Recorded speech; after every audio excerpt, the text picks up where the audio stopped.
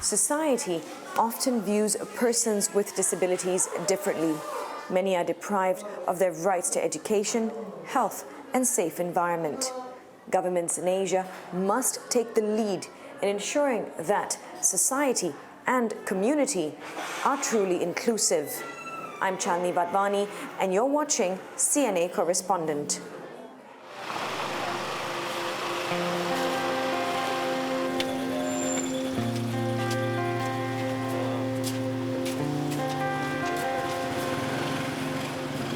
The morning lull is interrupted by the scuffling of shoes as children begin arriving at the Saraswati Learning Center. Classified as Sekolah Luar Biasa under the Ministry of Education, in English, this means it is a school for special education.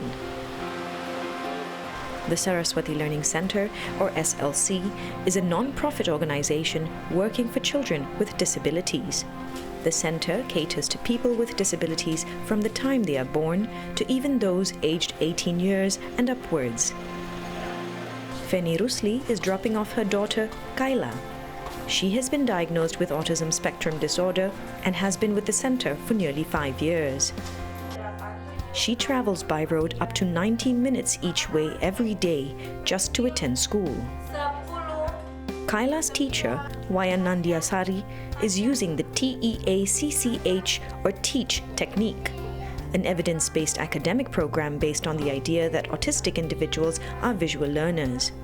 The countdown prepares a child for a change in pace or activity. 8, 7, 6, 5, 4, 3, 2, 1. Bagian favorit saya waktu playtime. Playtime itu bermain bersama anak, kemudian kita bisa bermain bersama arahan anak atau arahan guru gitu. Jadi anak-anak juga di sini lumayan kooperatif dan mereka sangat-sangat merangkul saya untuk mengajak saya untuk bisa belajar lagi gitu. Apalagi kita melihat anak-anak itu tersenyum, itu yang membuat saya jadi lebih semangat gitu. Founded in 2016, the Saraswati Learning Center was started by Reshma Wijaya after her daughter Cheryl was diagnosed with Down syndrome. I googled and I was like, di mana ya? Where is there, sekolah berkebutuhan khusus, special needs school, or even therapy centers? It was very, very, very difficult to find that facility, that service for my daughter. Today, things are different. Ms. Reshma has created a one-stop center offering various resources to parents in the position she once had been in. The center, which not only houses professionals to conduct an assessment and diagnosis of the children coming in, also provides various programs and therapy sessions for its students, alongside an educational curriculum. Any child at the center has access to a multidisciplinary team that consistently informs each other and works towards the development of the child. And having children diagnosed with different disabilities in the same class has also contributed towards a more inclusive mindset, says Ms. Reshma. Parents were not welcoming, were not liking the idea about having Down syndrome and autistic children in one class because they were afraid that the Down syndrome child would copy the autistic child. Yeah, so because of that, that was also one stigma that I had to remove and also create awareness that they were actually growing good together as long as they were safe. Indonesia has over 277 million people. About 23 million have been diagnosed with a disability. In a bid to support persons with disabilities, the government recently passed a number of regulations derived from the 2016 Law on Persons with Disabilities. These regulations did not exist prior to 2019 and 2020, and getting all aspects of the government to work together still remains a challenge. Pemerintah masih satu menteri yang lain itu memang butuh dikawal gitu, butuh pendampingan, butuh didampingi gitu karena kalau didemin ya udah diemin aja. Jadi memang harus dipush gitu. Isunya complicated ya, multisektoral. Jadi nggak bisa menyalahkan pemerintah 100% juga karena memang ya itu tadi pertanyaan utama, how to start. Indonesia has just about 2,300 schools for special education. The rest of the schools in the country are mandated to be inclusive and appointed by the government. According to lawmaker Rahayu Saraswati Jojo Hadikusumo, schools still lack the necessary training for teachers and facilities for students with disabilities. The law's in place, so they just need to implement it, and it needs to start with training. We don't have enough therapists, we don't have enough schools, because we don't have the educators that have been trained to educate with all the different disabilities. Ms. Saraswati's son Wira has been diagnosed with Down syndrome. Older children at the center go on to have training sessions by a vocational unit.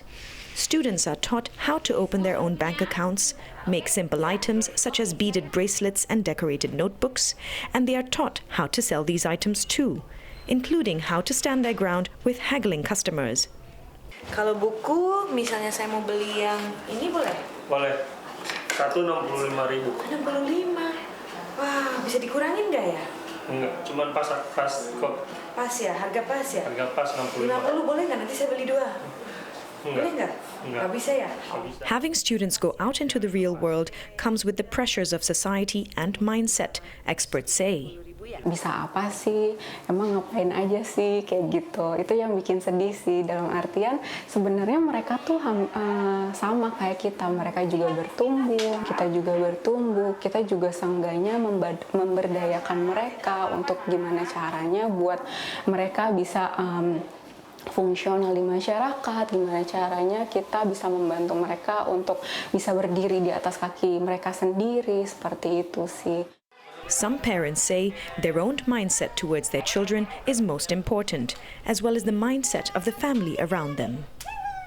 Sebenarnya dari kacamata orang lain, melihat anak special needs itu, kalau mereka sedikit merasa aneh atau ada mata yang kurang enak, sebenarnya kita sendiri tidak usah merasa berkecil hati, ya, karena itu sangat normal respon dari orang-orang, ya.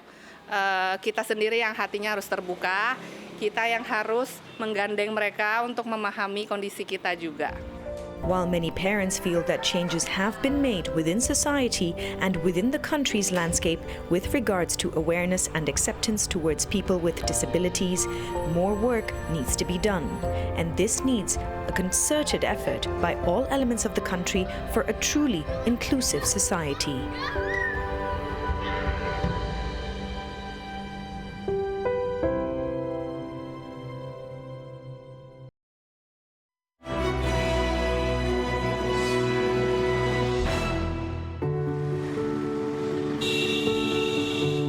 Employees at this cafe in Mumbai have disabilities. Thank you.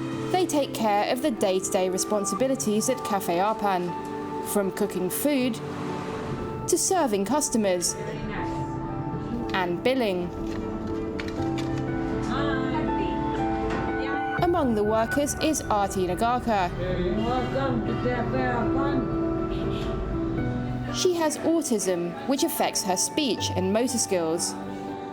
But she's able to do her job. And she loves meeting people through her work. Thank you so much. I do namaste to people. And I greet. And I say, welcome to Cafe Arpan.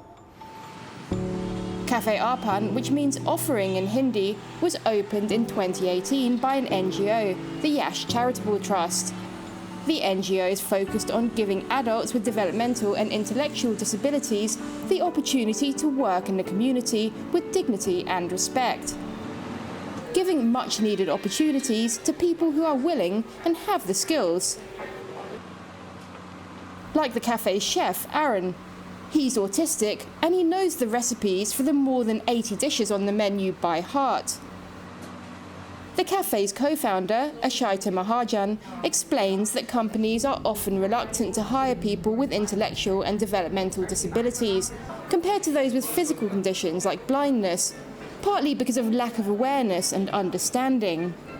individuals with autism, with Down syndrome, with cerebral palsy, etc., they deserve opportunities in normal society. They deserve to be able to work. They deserve to be able to have a social life. And the overwhelmingly positive response that we got in the first 6 months, and of course now continuing on to 5 years, has motivated us to keep going.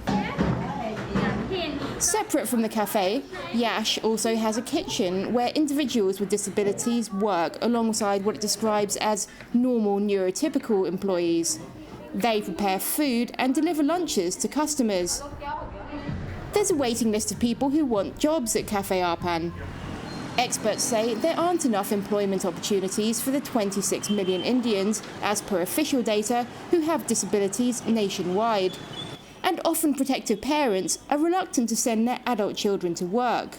Religion plays a big part because some families oftentimes will say, this is my karma. You know, it's something that I've done wrong, that I've been now handicapped, if you will, with a person with a disability in my family. And I just have to deal with it.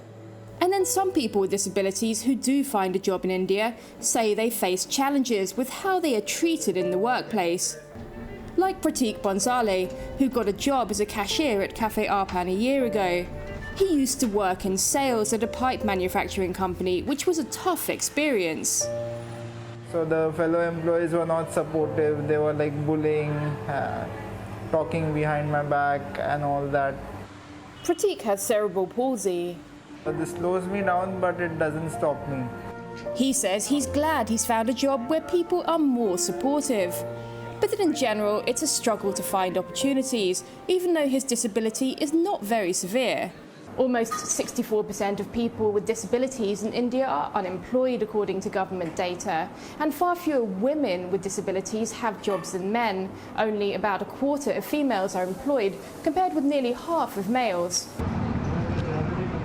ADAPT, which used to be called the Spastic Society of India, has been fighting since it was founded in 1972 to help those with neuromuscular and developmental disabilities. The organisation was started by Mitu Alur when she couldn't find a suitable school for her daughter, who'd been diagnosed with cerebral palsy. This is Anna. ADAPT CEO Bhavna Mukherjee says over the decades there has been some progress in India when it comes to awareness, but there's still a long way to go.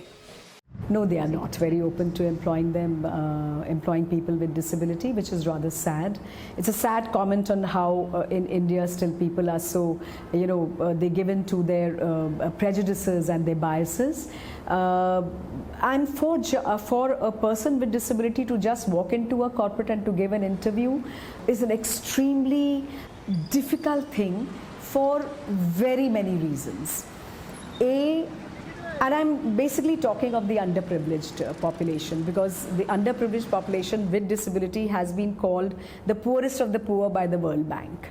Because A, you are poor, and B, you are disabled. There are government initiatives in place aimed at improving the situation. The Persons with Disabilities, Equal Opportunities Protection of Rights and Full Participation Act came into effect in 1995. It requires 4% of government jobs to be reserved for individuals with disabilities. The Act also says that state governments should provide incentives to the private sector for employment of people with disabilities, and that they aim for them to make up 5% of their workforce. But the reality is quite different. Estimates suggest that people with disabilities make up only 0.5% of employees at India's top firms. These policies are there in paper, in files, but are they being implemented in true spirit, in totality? No, they are not being implemented in totality. Toshan Chatterjee, who has cerebral palsy, is one of the beneficiaries who went through his schooling with ADAPT and studied software engineering. He's managed to get a much sought-after job at the Mumbai Metro, working in a data position. It is harder to find job because our culture doesn't accept. I was rejected by many companies. Travelling isn't easy for anyone in Mumbai, but Toshan says he's fortunate that he can get the metro to work, and he doesn't have to catch the local trains, which are heavily overcrowded and challenging for some people with disabilities to navigate. He says his colleagues treat him with respect, and he and his parents are proud that he can be independent. But Toshan says that his peers with disabilities struggle. My classmates, they are at home. Oh really? They haven't managed to get jobs? No one. If company don't give the opportunity, then they will never get to know what talent does a disabled person have. For Arti, her work is a vital part of her routine. And her family says it gives her a new lease on life that adds to her overall confidence and happiness. But those fighting for the rights of people with disabilities in India say that there are many who have never been given such a chance.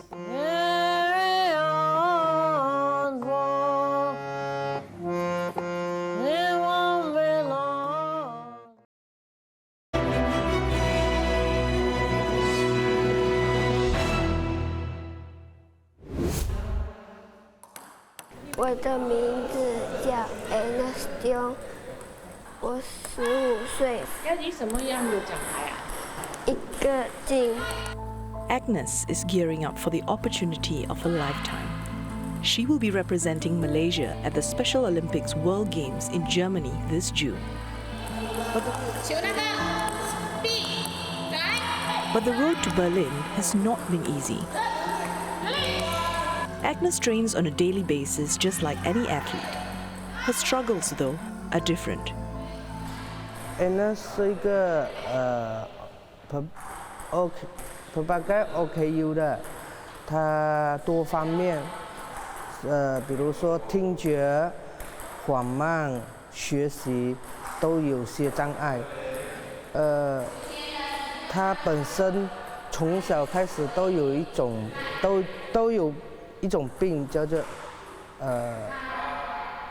完全没有白血球。 他是每天靠药物注射来帮助他增加白血球，他比平常的小孩子还要容易细菌感染，容易生病，几乎每天都是，可以说医院都是他第二个家。Madam Chua has to keep a close watch on Agnes at all times, as the teen has difficulty expressing herself when she feels unwell. As they have yet to find a cure for her blood disorder, every day is a miracle. 今天是不懂明天的事情。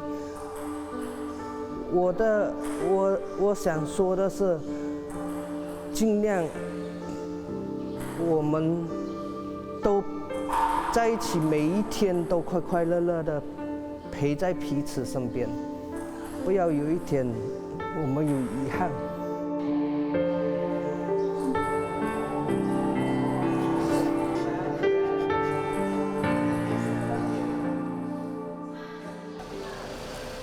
Despite the challenges, mother and daughter are both determined to make this journey together. They travel from their home state of Sarawak all the way to Malacca, joining the other athletes for a special centralized training camp. Agnes is the youngest of 16 athletes in the Malaysian contingent, and the team is gathered here from all over the country for 3 days. It's a chance for them to meet each other and train together before heading off to the World Games.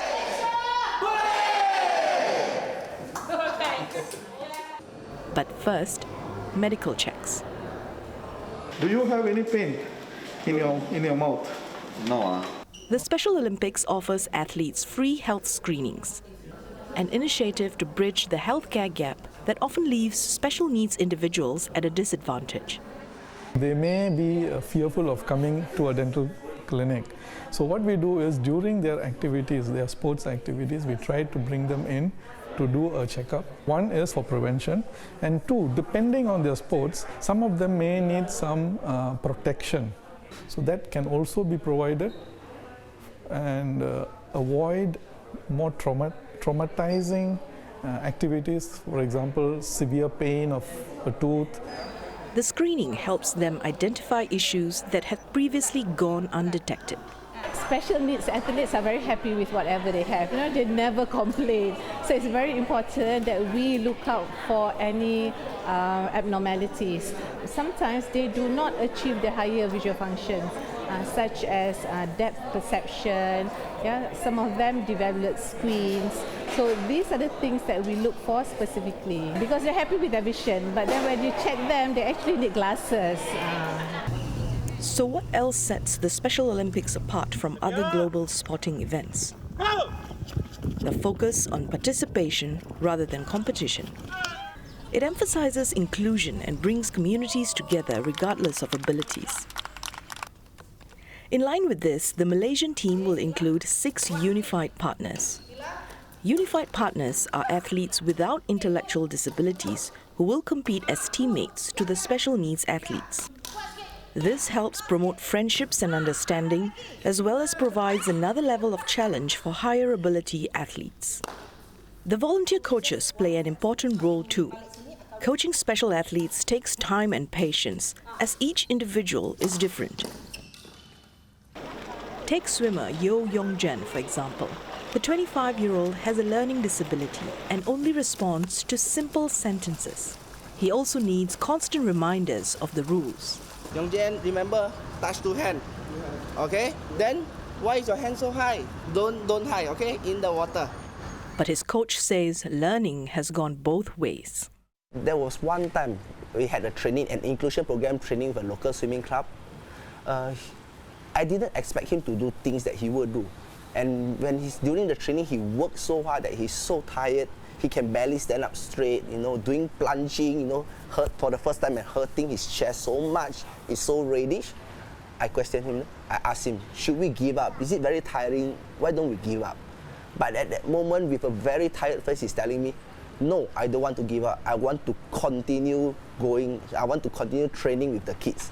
So if someone comes down to me, it's like, we as a normal people, we choose to give up at certain scenario, and kids like them, they do not give up. So why should we? Why do we have an excuse to give up on ourselves when they don't give up on themselves? As for Yong-jen, he yearns to be seen and accepted. Swim is my dream sport. I quite exciting because everyone see me in the Germany that I can swim enjoyable. Everyone can see my swimming as an admiration.